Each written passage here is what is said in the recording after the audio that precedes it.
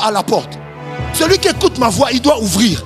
Si je ne suis pas invité, je ne rentre pas. La prière est une invitation. Un homme, un esprit adresse à une divinité. Parce que dans le monde spirituel, il existe des portes, mais les poignées ne sont jamais à l'extérieur. Les poignées se trouvent de l'intérieur. Parce que dans les principes, c'est que le monde spirituel c'est pour les esprits et le monde physique c'est pour les humains. Pour qu'un esprit ait la possibilité de venir régner sur la terre, il faut quelqu'un qui l'accepte, un homme ou un animal. C'est à cause de ça que Satan ne pouvait pas prendre la forme d'un homme parce qu'il n'y avait que deux dans le jardin. Alors il s'est dit...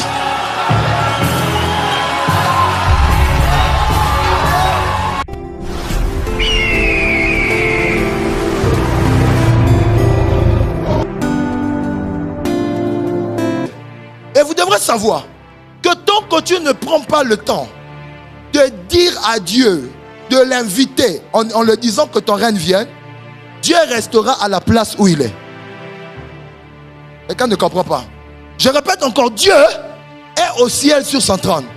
Si tu ne sais pas dire notre Père qui est dans les cieux, que ton nom seul soit reconnu pour Dieu, mais à présent ne reste pas sur ton trône, viens, il ne viendra pas.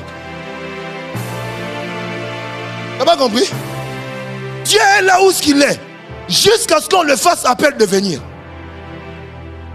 En d'autres termes, la prière est une invitation que nous adressons à Dieu. Je répète encore, la prière est une invitation que nous adressons à Dieu. S'il faut sortir même du cadre du christianisme, parce que les chrétiens ne sont pas les seuls à prier. Les musulmans prient, les bouddhistes aussi prient. Mais vous devrez savoir ici, là, d'une manière générale, s'il faut mettre le christianisme de côté, la prière est une invitation qu'un humain adresse à un esprit afin de lui donner le droit légal de s'ingérer dans les affaires des hommes.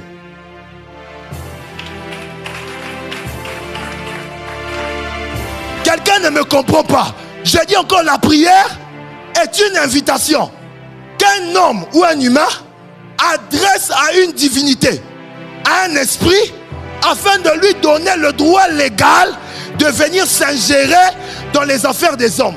Parce que dans les principes spirituels, un esprit ne s'ingère pas dans les affaires des hommes tant qu'on ne donne pas accès. C'est ainsi que la Bible dit même, ne donnez pas accès au diable. En d'autres termes, si toi-même tu ne lui donnes pas accès, Satan n'aura pas accès.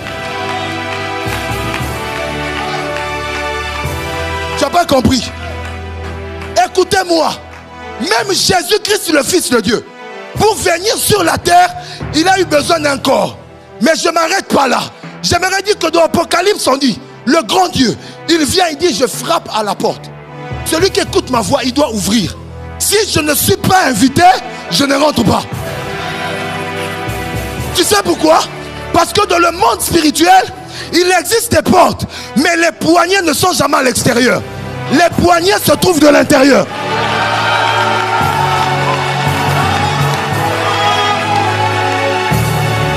Ce n'est que celui qui est dans la dimension qui a la capacité d'ouvrir. C'est à cause de ça, peu importe la volonté de Jésus, il ne rentrera pas. Si toi tu n'ouvres pas le poignet. Kadabasata.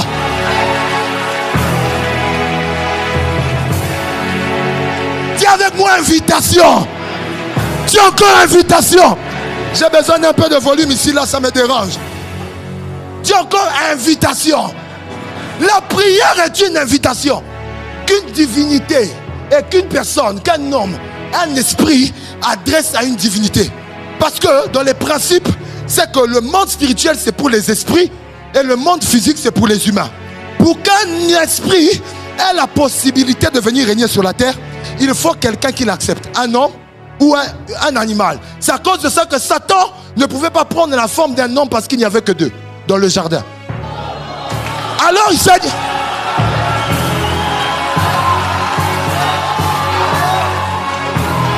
Satan ne pouvait pas prendre la forme d'un homme parce qu'il n'y avait que deux hommes dans le jardin. Donc il était obligé de chercher un autre corps. Et il a trouvé le serpent. D'ailleurs, pourquoi il a trouvé le serpent? Parce qu'il y avait le lion, il y avait l'ours, il y avait la panthère. Mais de tous ces animaux, ce n'est que dans le serpent qu'on avait trouvé la ruse. La Bible dit que le serpent était déjà le plus rusé de tous les animaux. Or, Satan est rusé. Et Satan a trouvé quelque chose d'identique à lui dans le serpent. Et ça a été la porte d'accès.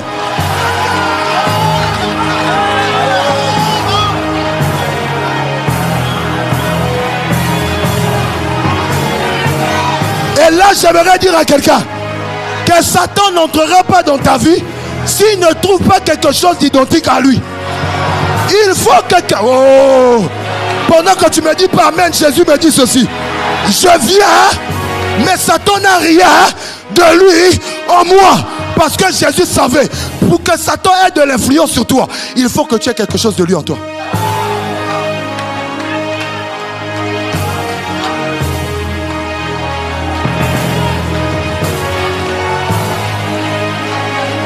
Dis avec moi invitation.